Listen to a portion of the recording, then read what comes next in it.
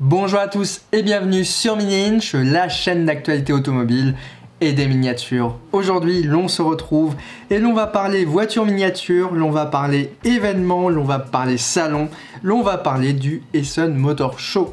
Alors je vous emmène avec moi à la fin de l'année 2024, donc petit retour en arrière sur les différents stands de voitures miniatures qui étaient proposés au Essen Motor Show, l'un des plus grands rassemblements de voitures préparées en Allemagne, et surtout aussi l'un des plus grands rassemblements de vendeurs de voitures miniatures outre-Rhin. Ce qui est assez intéressant ici, c'est qu'on est donc avec des vendeurs germaniques, des prix germaniques et une section de voitures germaniques. Donc il y a quand même pas mal de changements avec ce qu'on peut retrouver en France. À Essen, il y avait donc des expositions de vraies voitures, il y avait également des fabricants qui étaient présents pour la première fois en 2024, comme par exemple Solido, Majorette, Mini GT, pour ne citer que. Et il y avait beaucoup de vendeurs de neufs, mais aussi d'occasion, qui proposaient une sélection de voitures miniatures. Ce qui est déjà assez intéressant, c'est de voir que l'échelle 1/18e est très représenté sur place.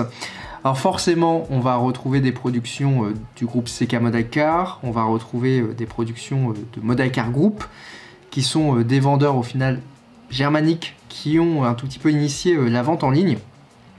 Mais le choix de 1/18e sur certains stands comme celui-ci est vraiment incroyable, avec du Solido, du Norev, du Mini-Champ, du XO, du KK-Escal. On va aussi pouvoir retrouver quelques Burago par exemple, et des productions aussi qui sont typiques allemandes. On a aussi de plus en plus de 64 avec des modèles Majorette Hot Wheels Matchbox classique, mais aussi du 64 Premium. Et vraiment le 43e est un tout petit peu en voie de disparition en Allemagne. On a uniquement en fait des anciens stocks Mini-Champ qui sont vendus, et comme Mini-Champ est un tout petit peu absent, on va dire, du marché, c'est assez compliqué. On voit quand même que le groupe automobile Solido se fait une très bonne place, avec de nombreuses productions GT Spirit, Auto, quand même une belle sélection de chez Solido. Mais c'est vrai que le choix des modèles Mercedes, BMW, Audi, des marques dites modernes, comme par exemple KK-Escal, est vraiment très bien mise en valeur. Non, il me semble d'ailleurs que c'est de la production XO, donc ça reste assez quali. D'un point de vue prix sur le salon, dans tous les cas, assez surpris, puisqu'on a quand même des prix assez corrects, bon, parfois assez chers, comme par exemple ici on a une collection Mustang qui vient de Belgique. C'est tout simplement une collection un petit peu de type presse, fabriquée par XO à vendre 27 €. Il faut savoir qu'au final, chez XO, qui est le plus grand fabricant de voitures miniatures au monde, vous avez juste à arriver avec une valise de billets. Si vous voulez 500 en miniature d'un modèle qui existe déjà, vous l'avez. C'est assez simple à comprendre. Le 1.24 est forcément bien présent avec Jada, surtout avec toutes les licences. En plus, Jada, c'est maintenant le groupe Simbadiki, donc cette marque est de plus en plus présente. Et les seuls 43 modernes quasiment que l'on voit, c'est du Solido. Et c'est d'ailleurs pour ça que Solido, en 2025, oriente sa gamme vers des modèles qui sont étrangers, parce que la marque veut aller conquérir des nouveaux marchés. Si vous sortez assez peu de France d'un point de vue voiture miniature, eh bien sachez qu'au final, c'est en France qu'on va retrouver le plus de bourses aux voitures miniatures quasiment au monde, le plus de diversité des fabricants, parce que quasiment tous les fabricants sont d'origine française ou francophone. C'est le cas forcément du groupe Solido Auto, c'est le cas également de Norev, et c'est en partie le cas d'XO, qui est une marque portugaise, mais dont la grande majorité du marché est liée aux éditeurs français, et à une branche qui est située en France, et qui d'ailleurs développe actuellement XO Collection, des kits à monter. Bon, il y a clairement des milliers de voitures miniatures qui sont proposées sur ce type de stand. Et ce qui est assez marrant, c'est qu'on a des miniatures neuves, mais on a aussi des voitures miniatures d'occasion. Alors soit assez anciennes, soit comme par exemple celle qu'on vient juste de voir, c'est tout simplement des 1/18e qui ont été remises dans des boîtes. Alors il y avait quelques 64 Majorettes, par contre les prix étaient complètement hallucinants. Et c'est un tout petit peu dommage parce qu'il y avait une boutique Majorette que vous avez déjà pu découvrir sur la chaîne où c'était bien moins cher. Mais bon, vous allez me dire, où sont les miniatures un peu plus anciennes, les jouets anciens? Eh bien, voilà ce qu'on peut retrouver en Allemagne d'un point de vue jouets anciens. Les paniers, vous les reconnaissez forcément, c'est des paniers Matchbox. Donc on va surtout retrouver du Matchbox, du CQ, ZIQ en allemand. On va aussi avoir du Corgi. Au final, tout un tas de marques 3 inch que l'on ne retrouve pas forcément en France. Alors forcément, CQ, c'est l'une des marques les plus présentes, hein, surtout avec, par exemple, ici, on a des éditions spéciales limitées qui ne sont pas forcément chères. Et l'on a aussi des 64 assez originales, comme par exemple cette petite Airpa, donc une Audi A1 pullback, qui avait été développée pour Audi. Parce que les constructeurs germaniques font souvent appel à des fabricants germaniques pour reproduire leur voiture.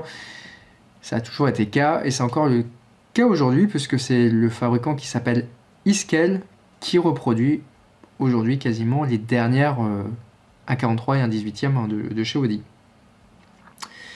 D'un point de vue tarif, on avait sur le salon des modèles plutôt propres, comme par exemple le 7DS, à un prix plutôt correct, on va dire, pour se faire plaisir pour une collection. Forcément, dès qu'on n'a pas un modèle qui est avec sa boîte, la cote va beaucoup descendre. Aussi un tout petit peu de majorette, et ce qui est assez incroyable, hein, c'est qu'en dehors de la France, hein, le tarif des majorettes est beaucoup plus accessible. Et il n'y a pas une sorte de bulle spéculative comme on peut retrouver aujourd'hui en France.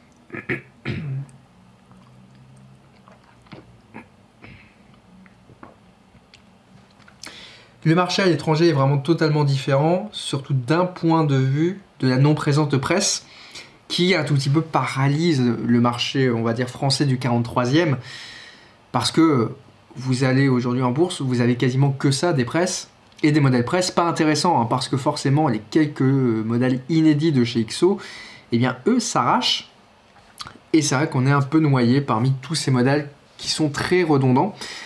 Il y a quand même beaucoup de mini-champs, de Schuco qui sont en vente à l'échelle 1,43e et qui sont complètement bradés, on dira. Une mini-champ qui vaut 45,9 € se retrouve sur ce type d'événement, parfois à 20, voire 15, voire 10. Et il y a quand même une flopée de variantes, surtout en boîte constructeur.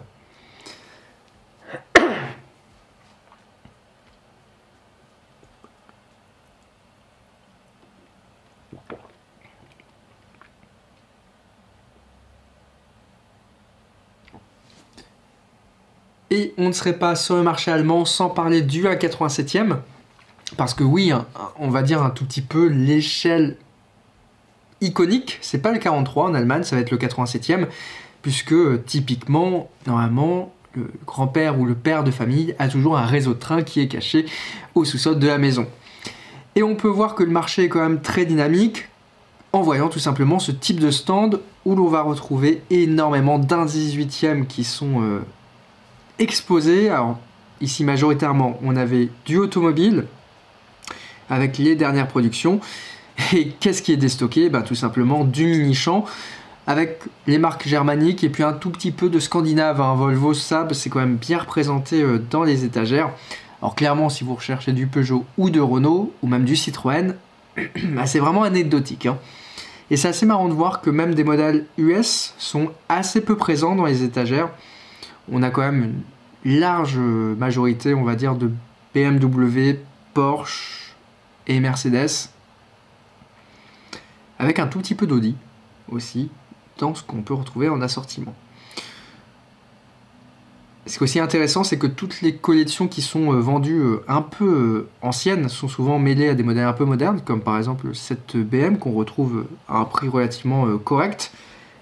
Et la plupart du temps, les miniatures sont dans d'excellents états, hein. C'est des voitures neuves en boîte, alors que certaines ont des fois 20 ou 30 ans, parce que Mini-Champ, ça a été quand même le premier fabricant au monde à proposer ce qu'on appelle aujourd'hui le 1,43e Premium. Parce que à l'époque, eh bien chez nous, on avait du Solido, qui était des fabrications jouets, et en Allemagne, on avait des fabricants de type Schabak SAG qui proposaient des jouets avec beaucoup d'ouvrants, très chers, et qui étaient considérés comme collection. Et en fait, c'est au début des années 90 que Mini-Champ, avec des productions asiatiques, a révolutionné complètement le marché. Et c'est assez dommage de voir qu'une marque comme Mini-Champ, au final, a quasiment arrêté d'exister avec les choix qui ont été faits ces dernières années.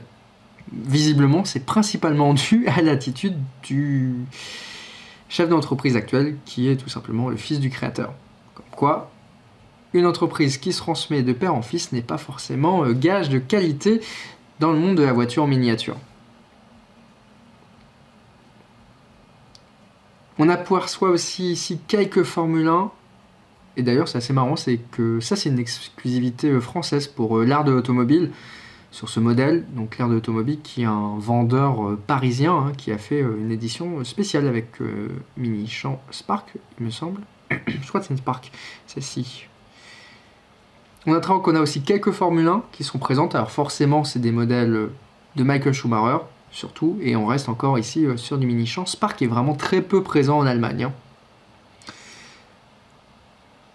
Et c'est quand même assez incroyable de voir toutes ces 1/18e.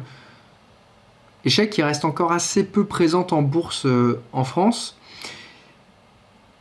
Alors que Solido, dès les années 80-90, avait proposé des 1/18e. On avait même des modèles classiques français comme la Safran, comme la Xantia, qui existent dans des versions luxe ou 1/18, qu'on ne voit pas forcément tous les jours.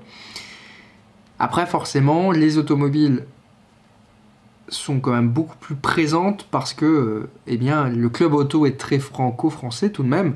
Et donc c'est via des vendeurs étrangers que les étrangers achètent la plupart du temps les automobiles. Sur le salon, on a quand même des petits prix. Ici, on a des miniatures à 5 € pour se faire plaisir. Bon, c'est vraiment des originalités, hein, comme par exemple ce pompier Corgi un peu US. On a aussi des Hot Wheels, mais par exemple, on avait un avion CQ, voilà, 4 € en blister neuf, avion des années 80. C'était la gamme 08, donc la gamme vraiment abordable qui était dispo en équivalent euro à 1,50 €, 2 €. On a même ce boitage spécifique sur nos Motors pour une Alfa Romeo Mito, ou même du Carrarama, avec une version publicitaire. Donc on a quand même une diversité qui est un peu plus grande de ce qu'on peut retrouver en France, avec énormément tout de même d'Hot Wheels Matchbox. Bon, c'est les modèles de la mainline. On a aussi quand même beaucoup de modèles aussi premium, puisque c'est importé depuis une dizaine d'années là-bas, alors qu'en France, c'est relativement récent. Et de temps en temps, on a aussi quelques modèles presque, comme par exemple ici, des collections espagnoles qui ont été importées, ou même des collections britanniques. Ça reste assez présent. D'un point de vue Solido, d'ailleurs, c'est assez aussi intéressant de voir qu'il n'y a pas forcément les dernières nouveautés comme l'on peut avoir en France. On a en fait une sélection de modèles qui est importée, soit les américaines, soit les modèles germaniques. Mais c'est vrai que le contraste avec des vendeurs de type France est quand même assez incroyable au niveau de la sélection. Hein.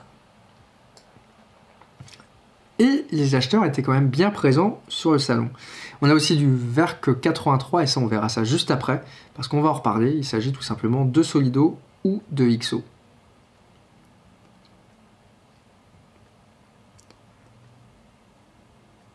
En Allemagne, trouver du Niki Toys, c'est vraiment extrêmement rarissime, voire quasiment impossible. Hein. C'est vraiment une marque aussi qui est très franco-française, que ce soit en termes de production ou en termes de choix.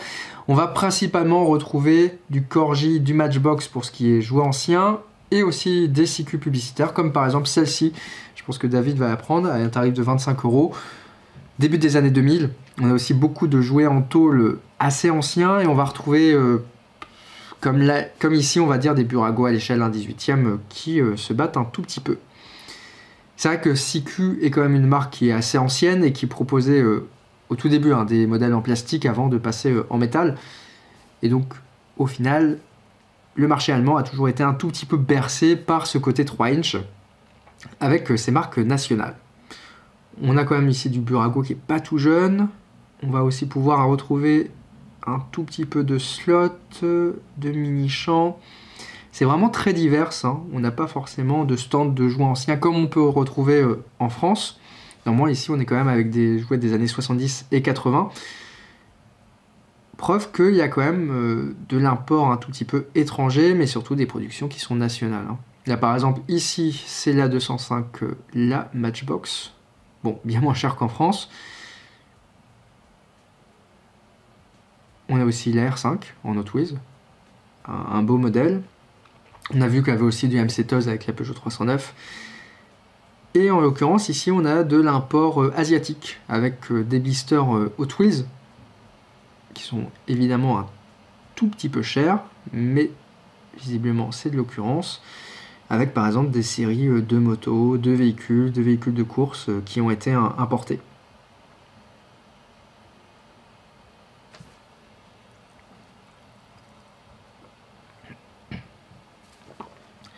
Et il y a quand même beaucoup de documentation automobile aussi, hein. On peut noter des brochures, des CD, des livres. Ça, c'est quand même bien présent, ainsi que les pins. Bon, ça traverse un tout petit peu les âges. Et dire que les pins aujourd'hui sont tendance en Asie, c'est quand même assez incroyable, et que certains fabricants de voitures miniatures, d'ailleurs, proposent des pins, si vous ne le saviez pas, comme Tarmax Works. Bon, on a aussi du classique en termes de vente, c'est-à-dire de la vente de neuf de type Burago. Néanmoins, c'est intéressant de voir qu'ils tirent les prix vraiment vers le bas, hein. Contrairement en France où c'est souvent très cher, ça permet d'avoir des modèles assez abordables. Et d'ailleurs sur ce stand, on a aussi ce type de modèle qui est de la fin des années 2000, 2007-2008 il me semble, qui est tout simplement du Carrarama. Vous trouvez ça chez Auchan par exemple, en France. Et il y a des modèles qui sont vraiment de très bonne qualité. Donc là, une bonne collection pour celui qui veut des Porsche à 10 €. Des modèles en plus qui ne sont pas forcément les plus reproduits en miniature et qui font largement le job, hein.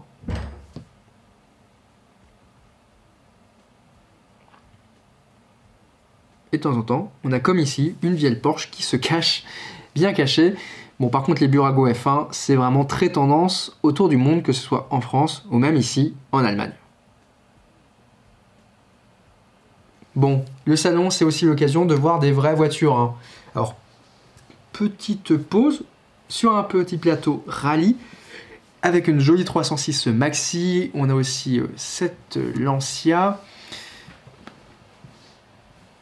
Le salon est quand même assez grand. On peut comparer un tout petit peu un salon automoto rétro français. C'est pas aussi conséquent que Rétromobile, mais c'est assez marrant de voir que dans un même salon, au final, ici en Allemagne, on a de la voiture préparée, vraiment tuning. On va avoir de la voiture moderne de préparateur, de type Brabus ou ce genre de choses. Et on va avoir un tout petit peu de classique avec des modèles de course emblématiques ou tout simplement une large sélection, par exemple, de vrais modèles.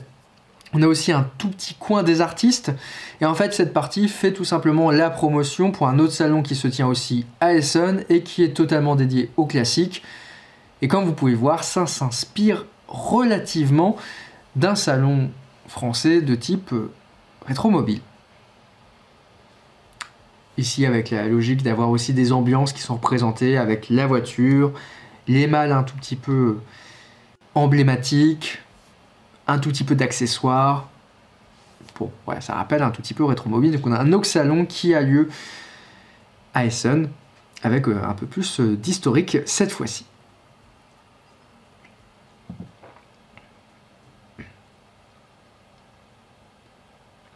Et la présence aussi, normalement, de maisons de vente aux enchères.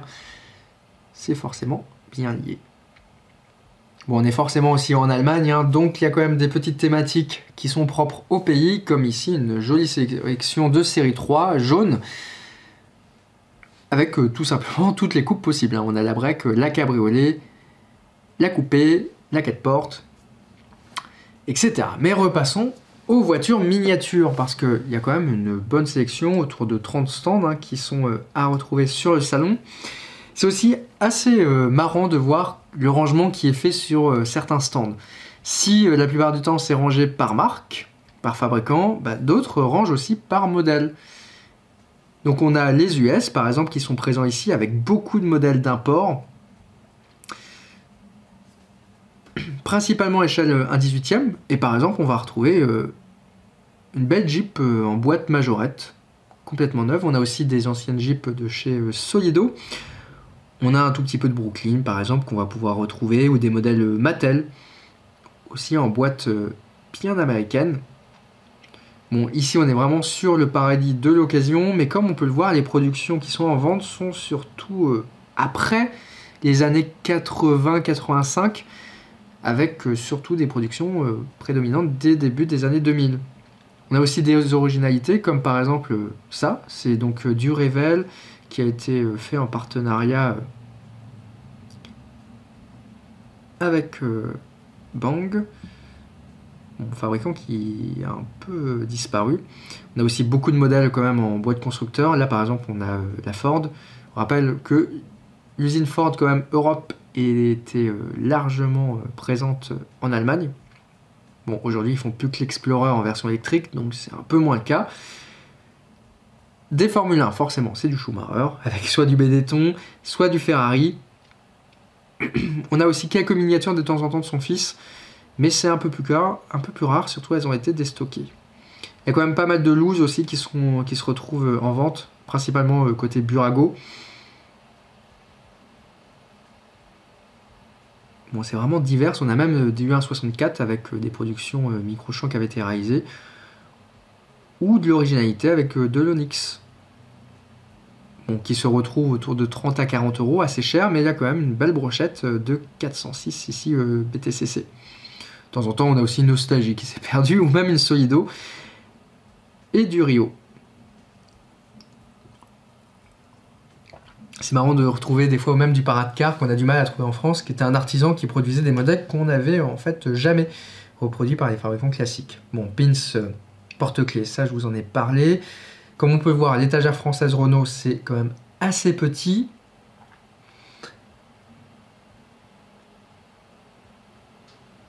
On a quand même des belles originalités ici avec une polish steel, donc on est sur de l'italien, on est sur du Fiat forcément. Et côté Renault, on va retrouver du Universal Obis et du Solido.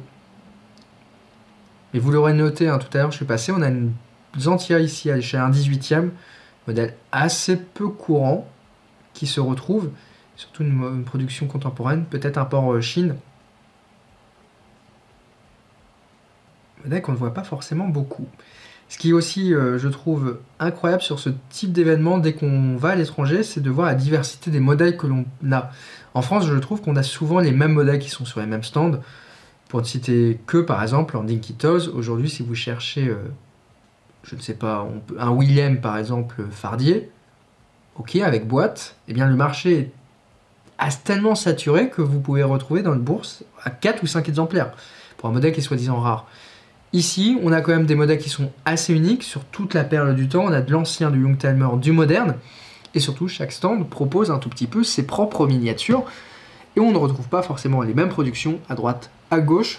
Et même sur des stands qui vendent que du neuf. Par exemple, là, on a une Action avec une Panose. Donc c'est visiblement une XO au vu de la boîte et du modèle.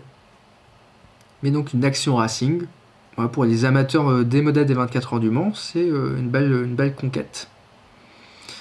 Bon, forcément, vous pouvez voir, on a quelques Gamma Shabak qui se promènent ici et là, hein, qui était vraiment une marque germanique qui a complètement explosé et dont les modèles ne valent absolument plus rien. On a tout ce qui est Audi 100, etc. Donc c'est vraiment début des années 90. Et en fait, ils se sont fait tout simplement avaler par les productions mini-champs qui étaient présentes et qui étaient bien mieux. On a beaucoup de versions publicitaires, comme par exemple ici avec cette Passat, qui est donc la couleur un peu classique rouge, mais avec des stickers dessus, et des bons prix même sur le 87, hein, avec toujours des éditions spéciales qui se promènent ici et là. Souvent c'est des boîtes avec du dealer édition, ou même des châssis qui sont propres. Et parfois on a même une Kyosho qui se promène, hein, ici avec ce modèle 164.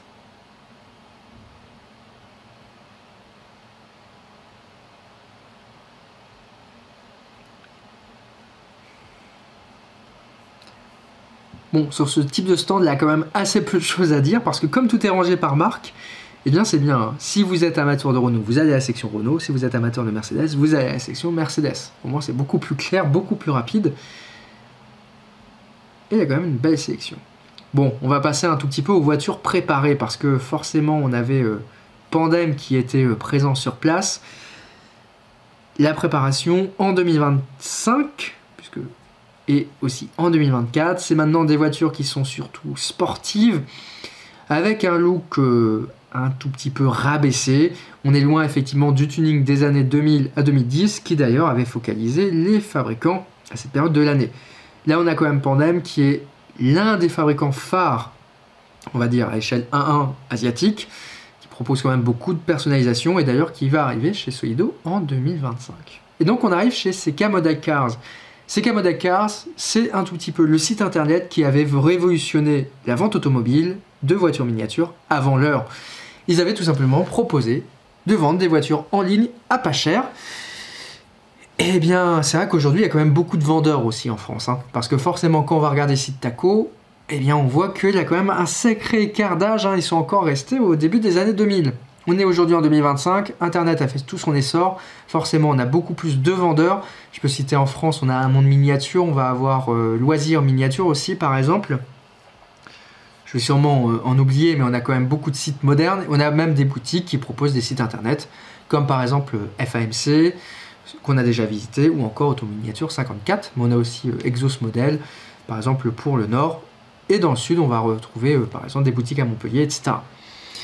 Eh bien, au final, CK Modacar doit se réinventer parce que tout le monde ne va plus acheter en ligne en Allemagne avec des frais de port assez élevés, des miniatures qui ne sont pas forcément bien placées en prix, hein, parce que CK Modacar aujourd'hui, des fois, c'est plus cher qu'ailleurs. Eh bien, tout simplement, CK Modacar se réinvente et fait ses propres productions. Alors, ici, on va surtout retrouver du XO, avec aussi un tout petit peu de japonais, et quelques des stocks, parce qu'avec CK Modacar, on avait aussi Modelissimo, qui était l'une des grandes boutiques. Ils avaient l'habitude de déstocker des mini-champs. Et comme mini-champs ne produit plus rien, qu'est-ce qu'ils ont à déstocker? Plus grand-chose. Donc ils se sont créés leur propre marque. Donc là, on les voit juste en dessous. Hein. On va retrouver des Verk 83. Bon, on a quand même un peu de classiques qui sont proposés, même un tout petit peu d'Hot Wheels. Mais c'est vrai que quand on voit la grandeur du stand, eh bien c'est un tout petit peu le néant. Parce que ce qui va nous intéresser, c'est ça. À gauche, on va forcément avoir toujours un tout petit peu de déstock, ici avec une production Mercedes. Tout simplement, ils disent à Mercedes, on vous rachète les 1000 voitures. Donc Mercedes est très content et ça permet d'avoir des prix qui sont tirés vers le bas, parce que les constructeurs sont absolument nullissimes pour choisir les quantités. Et juste à droite, vous avez en solde à 39 € des miniatures qui sont juste à côté du Nixo. Et ce qui est assez original avec ces miniatures, c'est que 39 €, ça vous dit forcément un prix, ça vous dit le prix des Solido. Et là, par exemple, cette RWB que je vous montre à l'image, c'est tout simplement une production qui est réalisée par Solido en exclusivité pour Verk 83. Parce que Solido fait beaucoup de ce qu'on appelle d'OEM, donc E-O-E-M, donc de production non brandée, c'est-à-dire sans la marque, pour des fabricants étrangers ou des vendeurs étrangers. Et par exemple, ces Opel, ici, c'est des productions Solido, que Solido n'a jamais sorti dans son catalogue. Hein. Et donc, on a un mix qu'on va pouvoir voir ici. Voilà. On a deux types de cartons. Eh bien, le premier, celui-ci, c'est un carton, comme vous pouvez le voir, avec la rubrique PCT, qui vient donc tout simplement de chez XO. Et ici, ce emballage avec un carton qui possède le scotch avec des petits ronds et des petits carrés. C'est un carton qui est typique de ce que Solido peut produire au Bangladesh. Parce que les deux usines XO et Solido au Bangladesh, en fait, elles sont communes. Là, juste un mur qui sépare XO de chez Solido. Et donc ça, cette Ford Capri, c'était... Alors c'est pas du DTM, hein, c'est une autre compétition qui était liée sur des véhicules de tourisme et tout simplement une production de type Solido, sans le logo Solido. Et bien forcément, c'est quand même une production qui est assez, on va dire, allemande, donc on va forcément pas uniquement la retrouver chez CK Modacar et d'autres vendeurs, parce que Verk 83 est aussi importé. Et voilà, le monde de la voiture miniature aujourd'hui, c'est beaucoup ça, hein. C'est beaucoup de fabricants de type XO ou Solido / Automobile / GT Spirit qui produisent pour d'autres fabricants. C'était le cas aussi pour GT Spirit, un tout petit peu du groupe Kyosho.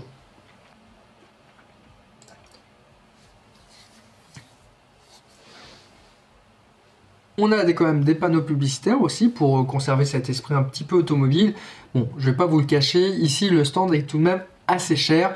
J'ai l'impression que quand l'on tombe et l'on découvre un stand de voiture miniature cher, ça se voit tout de suite. Hein. Déjà, il y a beaucoup moins d'acheteurs et beaucoup plus de curieux qui regardent avec les yeux. Bon, on a quand même des beaux produits qui sont proposés juste ici. A noter qu'on a aussi des dernières productions un peu plus grosses, un peu typées jouet ancien. Et puis du Tonka, du polystyle, ce genre de choses. Bon, je vous avais dit que le 1.64 était quand même bien présent. Bon, déjà, on avait Majorette qui était présent sur le salon. Mais on avait aussi des stands qui ne proposaient que du 64. De type, par exemple, Hot Wheels, Majorette, Matchbox, à des prix plutôt corrects, me diriez-vous. Par contre, je vous ai quand même dit que Siku c'était une marque qui était omniprésente. On note que sur ce type d'événement, en fait, il n'y a pas de vendeur 100% Siku. C'est assez, à nouveau, incroyable de constater que même le marché allemand aujourd'hui rejette un tout petit peu les productions Siku qui sont jouées, hein. Tout comme des productions Hot Wheels qui sont aussi jouées. Alors là, on a un vrai tapis, hein. Bon, de vendeurs qui connaissent bien les prix, c'est-à-dire que des productions assez anciennes sont autour de 10 € à peu près.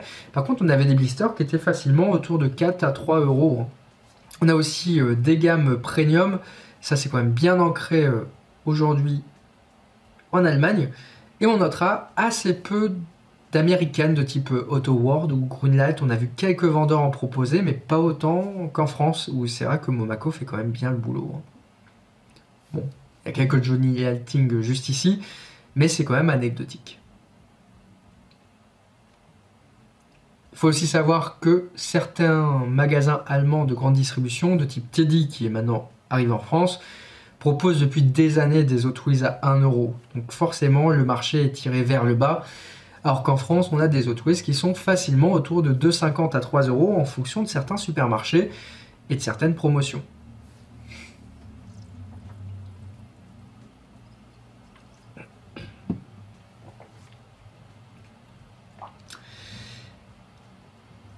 Et comme on peut le voir, j'ai du mal à accéder à la partie JDM, parce que c'est ça aujourd'hui qui ramène vraiment le marché. On a aussi du Majo, par exemple ce Toyota FJ noir, qui vient d'une série thaïlandaise. Bien, finalement, je l'ai pris pour moi parce que j'ai touché à 5 €. Eh bien, 5 € pour un import Thaïlande, c'est quand même très très bien placé. Et donc à droite, on a tout ce qui est japonais, mais forcément, c'est ce que les gens recherchent actuellement, et donc c'est le stand un tout petit peu la partie la plus compliquée à obtenir. On a vraiment en fait tout de même une vraie variation du marché sur l'échelle 1/18e, un 64e, pardon, beaucoup plus porté maintenant sur les modèles à thématique JDM, c'est-à-dire le Japon, que les modèles américains ou les Corvette Mustang. Et bien c'est vrai qu'on a quand même énormément de production, et ça passe un tout petit peu la main. Et bien ça tombe bien de parler de JDM parce qu'à un autre endroit dans le salon, on avait des vendeurs qui proposaient des produits un tout petit peu différents.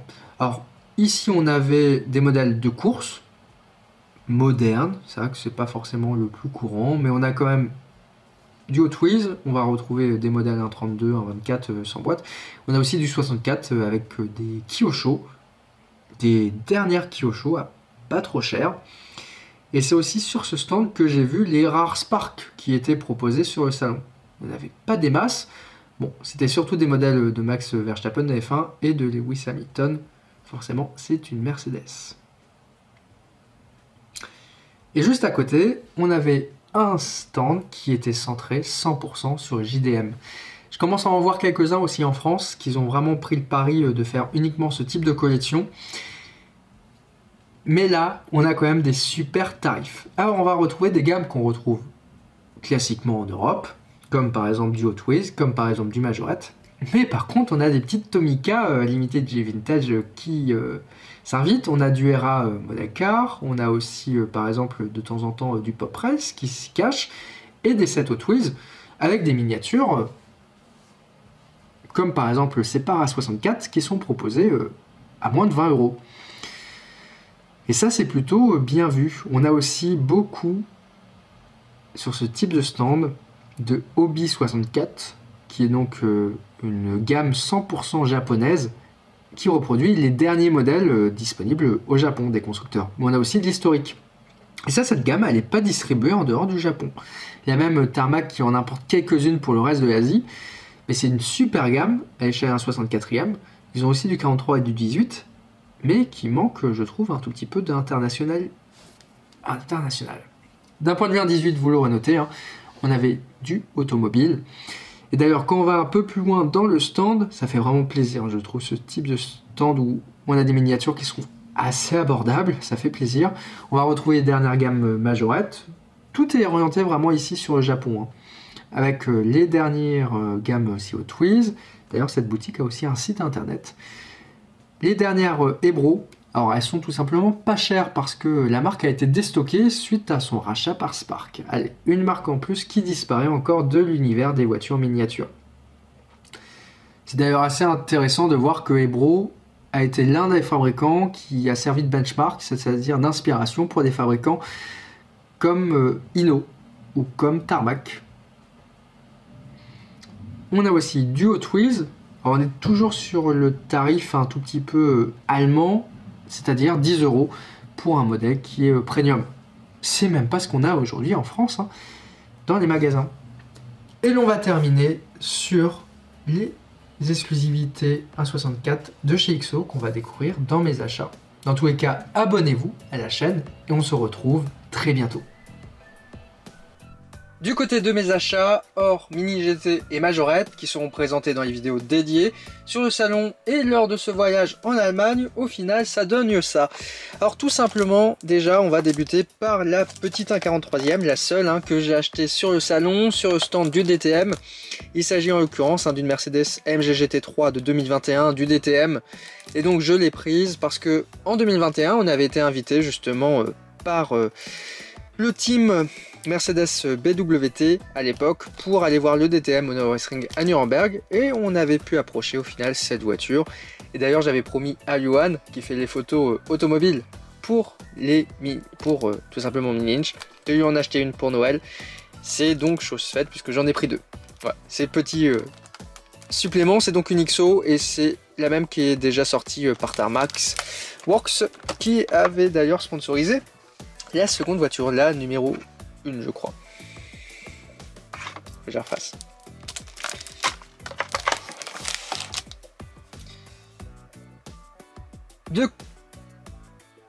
Du côté de mes achats sur le salon et également pendant le voyage globalement en Allemagne, hors Mini GT et Majorette que vous allez découvrir dans les vidéos dédiées, bah ça donne ça. Alors, tout d'abord, une petite 1.43e que j'ai acheté sur le stand DTM du salon. Il s'agit d'une XO, en l'occurrence d'une Mercedes AMG de DTM de 2021. Alors je l'ai prise, et j'en ai même pris deux, tout simplement parce qu'en 2021, on avait été invité par le team qui engageait la deuxième BWT à aller voir le DTM au Nürburgring. Il y a d'ailleurs un super article qui est disponible sur Mini Inch. Et j'avais d'ailleurs promis à Johan de lui acheter la miniature une fois qu'elle allait sortir. Bon, c'est pas la miniature de l'écurie qu'on avait suivie, mais c'est celle ici du champion en titre. Bon, assez contestable, puisqu'il y a eu quelques petites passes, on va dire, lors de la course. Et donc voilà, on est donc sur le même modèle qui avait déjà été rendu disponible par Tarmac Works, production XO sur celle-ci, prix 29 €, plutôt correct. Miniature assez standard, ça évite d'acheter la Spark, qui est beaucoup plus chère pour un petit cadeau de Noël. Sur le salon, j'ai aussi trouvé ce qu'il y a juste derrière, des Toyota. Alors elles vont être d'ailleurs en vente très prochainement à 12 € sur la boutique Mini Inch pour que tout le monde puisse les trouver. On est aussi sur une production XO au 64. On est sur des modèles en fait qui sont rétro-friction et qui sont vendus par Toyota sur les différents rallyes. J'avais vu ça en milieu d'année et je m'étais dit oh je les veux, j'avais pas pu les trouver pour le moment. Et donc maintenant c'est chose faite. On est donc sur des petites A64 qui sont en plastique, vraiment super bien réalisées. C'est bluffant de voir à quel point au final un beau moule tout simplement reste beau. Parce que là c'est une belle miniature. Et en plus, alors c'est même pas rétro-friction. Ah ça roule, ah si. Voilà, ça peut rouler tout seul. On a donc en fait les trois véhicules de la partie compétition monde de Gaio Racing. On avait donc l'Hilux dans sa version Dakar.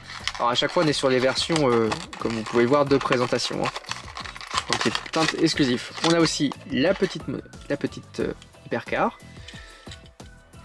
J'ai acheté ça sur le salon 8 €. 7,50 € plus pour être plus exact. C'est le bon prix, c'était le même tarif sur les différents rallyes. Et on a aussi une petite WRC. Solaris, petit moule inédit. Bon, c'est plutôt propre, en vrai. Bon, après, c'est du XO en plastique. Donc non plus, faut pas s'attendre à quelque chose d'extraordinaire. Mais ça permet d'avoir un petit peu de complémentarité dans la collection. Et puis l'emballage est assez sympa. Chez Muller, je me suis trouvé une petite Mégane noire. Je ne l'avais pas encore, j'avais la rouge et la gris rafale. Et ça, c'est dans un VDS, un petit magasin de jouets allemand, à 2,55 €. Vraiment, ça traînait. On est tout simplement sur un moteur de rechange pour les camions de course qui possédait un moteur à rétrofriction et qui avait des petits accessoires. Bon, j'ai le camion, donc maintenant j'ai Petit Blixter qui est original. Bon, c'est pas l'article du siècle, mais c'est plutôt mignon. Bon, voilà pour ce qui était donc des achats hors Mini GT et Majorette lors de cette virée allemande.